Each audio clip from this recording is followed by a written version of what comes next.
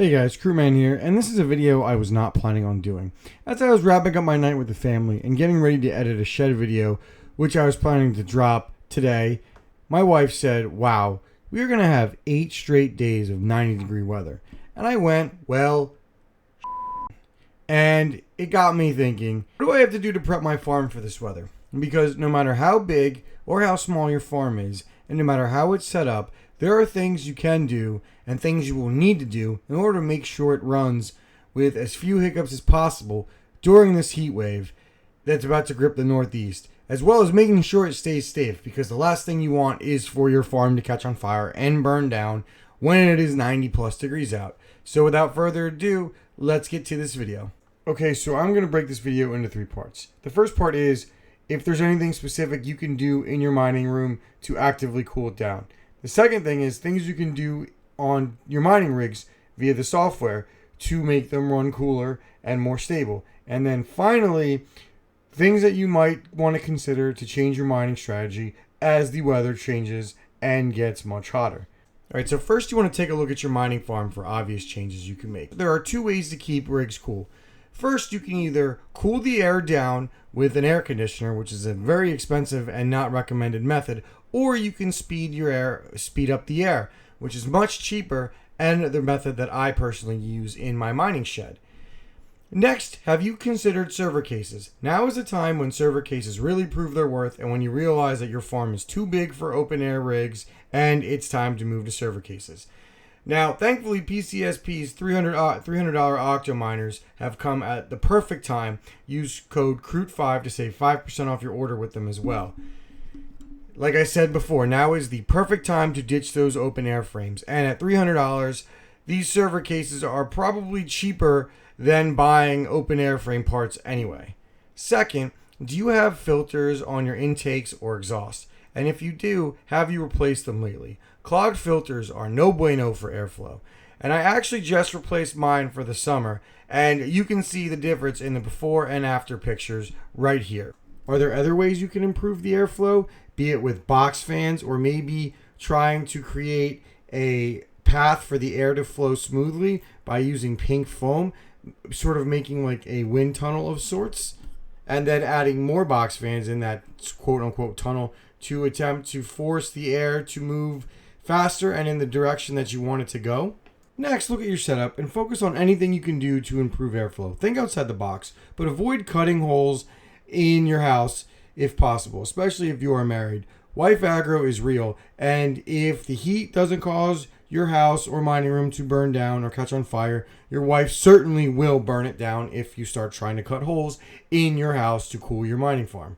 Finally, if you can help it, avoid using an AC unit. I know it's easy and convenient, but profits are so low right now that paying the power to cool your rigs from an AC just isn't worth it. Trust me, I used one that saved me during my ETH days, but back then my small farm was making $400 plus a day, and now I'm making maybe like $100 a day or a little bit more before paying for power on a much larger farm.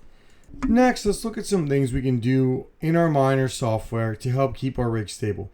This method is easier than making wholesale changes to your mining farm and may actually end up working better for you. I am going to use my farm as an example, so we will mostly be focusing on 3070s on RigoMiner.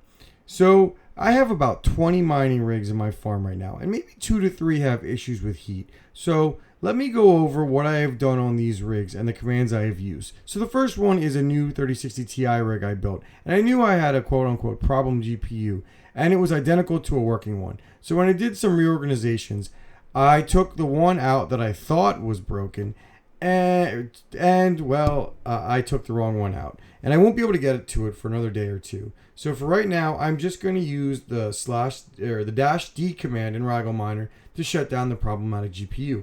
Next, if you have a rig that's just known for running hot or temperamental, or it has just started to crash as the temperatures have creeped up, then maybe what you want to do is look to lower the overclocks. The easiest thing you can do is lower your core offsets and lower your core clock.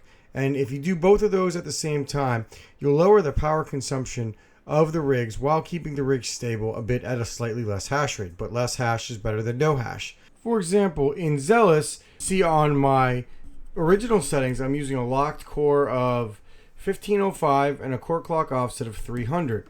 And then you can see in my adjusted settings on my temperamental 3070 rig that I lowered the settings of the offset to 285, and then I lowered the core clock lock from 1505 to 1410.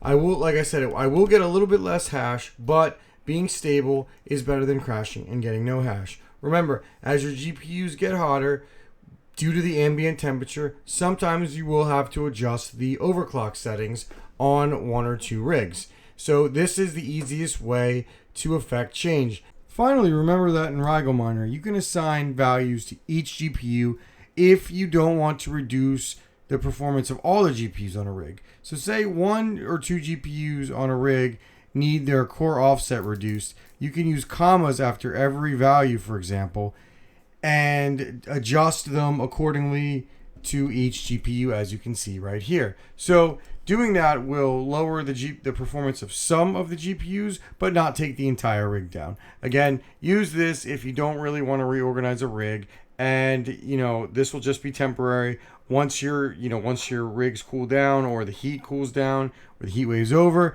you can take them back to the settings that they were running at stable before everything got really, really hot. So the final thing you can do, and this might be the most obvious one, but you will be surprised how many people are hesitant to make these changes, is you can just change up your mining strategy. First of all, if your farm can't handle it, don't triple mine right now. I'm actually not triple mining on any of my rigs right now, as Zealous is about the same profit as Iron plus a Pyram or Carlson hash coin, and it's a lot easier on the GPUs and uses a lot less power, which is especially important as the temperatures get hot. Second, you most likely don't want to mine Kapow on any of your rigs that are not in server cases right now. Kapow gets pretty hot and uses quite a bit of power as well, so you may want to hold off on that with any GPUs in an open air frame. Third, if your farm is too hot to run on even something like, say, Zealous, you might want to look to lower power algorithms like Carlson hash or Pyram hash if they are profitable. Fourth, if you are mining in your home, don't kill yourself to mine. Nothing is more important than your health. If it's too hot in your office or in your workspace or in any random room with a mining rig, or I know some people who put mining rooms in their bedroom, turn them off, guys. Shut them down. Don't let them affect your health. It's just not worth it. Even if profits were ETH level amazing, wouldn't be worth it. And now that profits are where they are, it is especially not worth it. Fifth, if your setup can't handle all your current rigs on, there is no harm in switching some of them off, especially the older and less profitable ones. Also remember that if you are close to or over the 80% rule, remember you're going to need to shut some rigs off, because when it's hot, rigs GPUs use more power. If you look at a single rig when it's, say, 70 degrees out, and then you look at a single rig when it's, say, 90 degrees out, you will notice power differences, especially if you have power measurement devices, or if you have meters on your power distribution unit, or your plugs like I have in my shed. Finally, depending on your rate, say if it increases during times of heavy usage like some markets do, like Texas for example, just shut them down. It's not like you're missing out on a crazy mining boom right now. So that's it for this video. It's going to be hot over the next few days. So make sure, most importantly, that you stay safe, and then you figure out your mining strategy, whether it's going to be something simple as adjusting a few overclocks on some rigs, to something like shutting your entire farm down. Make sure you do what is best for you. So thank you guys for watching this video. Please like and subscribe for more GPU and crypto related content, as well as PC building content. So thank you guys again for watching. Krootman out.